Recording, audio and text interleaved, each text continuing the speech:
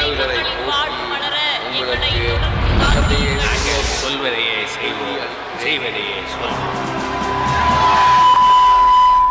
மதுவிலக்கு மட்டுமில்ல, இன்னும் சில விஷயங்களை பத்தி பேசுறதுக்கு திமுக அதிமுக ரெண்டு கட்சிகளுக்கும் தகுதி இல்லைன்னு சொல்றாரு மார்க்சிஸ்ட் கம்யூனிஸ்ட் கட்சியின் மாநில செயலாளர் ஜி ராமகிருஷ்ணன். திராவிட முன்னேற்ற கழகத்திற்கும் அண்ணா திராவிட முன்னேற்ற கழகத்திற்கும் இந்த பொருளாதார கொள்கையில் ஏதாவது வேறுபாடு இருக்கிறதா?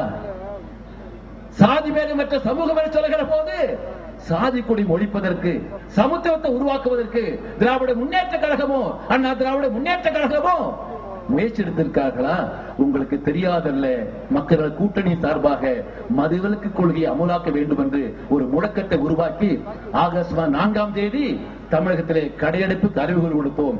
ஆகஸ்ட் 4 சென்னை மாநகரத்தில் இருக்கக்கூடிய ஐஜி ஆபீஸ் பின்புறம் இருக்கக்கூடிய அந்த மக்களை சந்தித்த போது ஒரு 60 வயது பெண்மணி ஓடோடி வந்து எங்களிடத்தில் சொன்னார், ஐயா புண்ணியவாளங்களே, மதுவிலக்கு கொள்கை அமலாக்க வேண்டும் என்று, மதுபான கடைகளை மூட வேண்டும் என்று இன்னைக்கு போராட்டம் நடத்துறீங்க, மகிழ்ச்சி அளிக்கிறது, வரவேற்கிறோம்.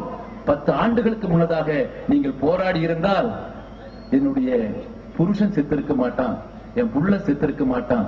இன்னைக்காவது போராடுறீங்களே. மக்களை கூட்டணி சார்பாக சொல்கிறோம், மக்களை கூட்டணி ஆட்சிக்கு வரும், மதுபான கடைகளை மூடுவோம் என்பதை நான் சுட்டிக்காட்ட கடமைப்பட்டிருக்கிறேன். மக்களை கூட்டணி ஆட்சிக்கு வரும், விவசாய கடன்களை ரத்து செய்வோம் என்பதை நான் சுட்டிக்காட்ட கடமைப்பட்டிருக்கிறேன்.